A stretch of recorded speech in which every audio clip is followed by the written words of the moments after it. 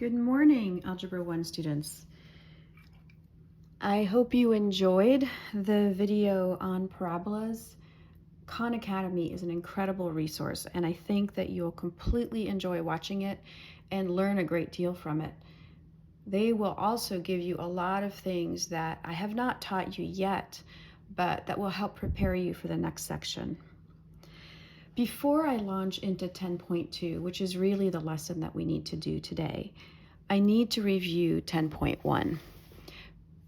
It was a week ago that we had no idea we would ever be here, and it is important for us to make sure that we're solid on 10.1 before we go on to the next step.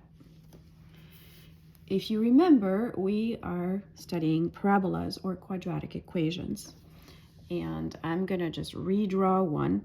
And I actually encourage you to take notes as I go. As I said in the introduction, I'm not gonna police you, but how carefully you watch will determine how well you do on homework and on assessments. So here is my coordinate system, my x-axis, my y-axis. Sorry for the shadow. As I draw this, I'm going to put in my parabola, and I'm going to use what I called last time the parent function, which is y equals x squared, and I'm going to use a different color to delineate it. If you remember, we took the time to find the points that go along with the parent function. For example, when x is 0, and I plug in 0 for x right here, that means y is 0. If x is 1, then it's squared, so y is 1. At the same time, if x is -1, it's squared and y is 1. If x is 2, it's squared to 4, and if it's -2, it's also squared to 4. And you'll see that -1 and 1 both give you a positive, and -2 and 2 both give you a positive. That's because a parabola is really a symmetric function. So if I plot this, I have 0, 0, 1, 1, -1, 1, -2, 4, sorry, -2, 4 over here, and +2 over here. And as I draw my parabola, you can see the symmetry. And that introduces the really very next important point, which is the axis of symmetry. I'm going to label that in green. The axis of symmetry, and this should have been in the introduction, this parabola, is the y-axis at the moment, which is right down the middle of this parabola. So the axis of symmetry is right here, and I'm just going to add a little green just to make it really clear that this is the axis of symmetry.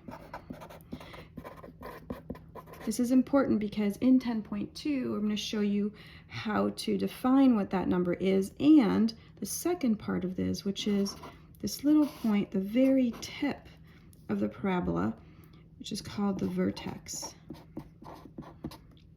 And we'll show you how to find that value as well. Now, if you look at a parabola, and we've done that, this is the basic parent function. I'm going to redraw the same parent function over here on my right.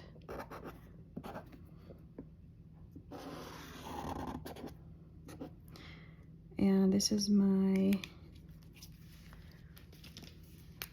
again, 1, 2, -1, -2, 1, 2, 3, 4, -1, -2, -3, -4.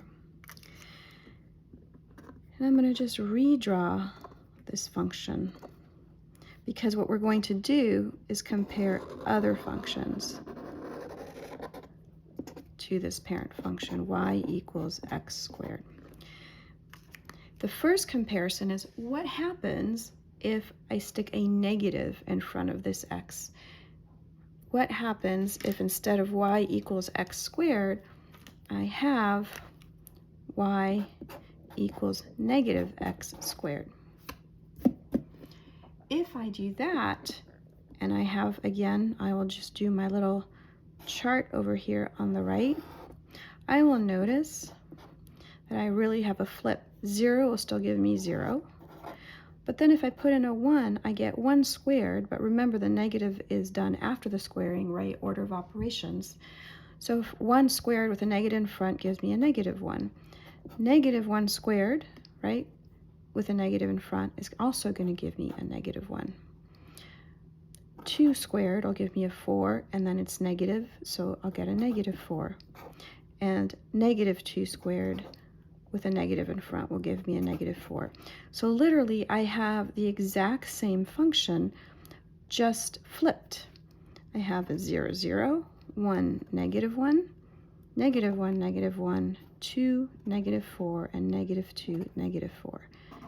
And the orange function, you can see, is a flip of the red function or the parent function. This is called a reflection.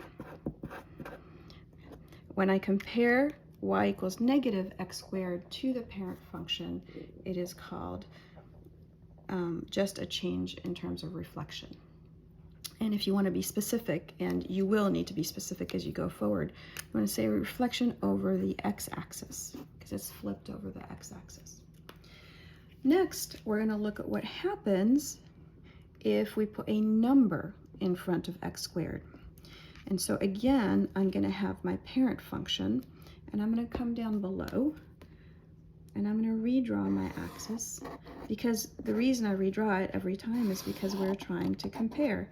It's very difficult to compare if you don't have the function there. And this time I'm not going to be as specific. I'm not going to draw all the details. You just have to trust me that this is an accurate parent function.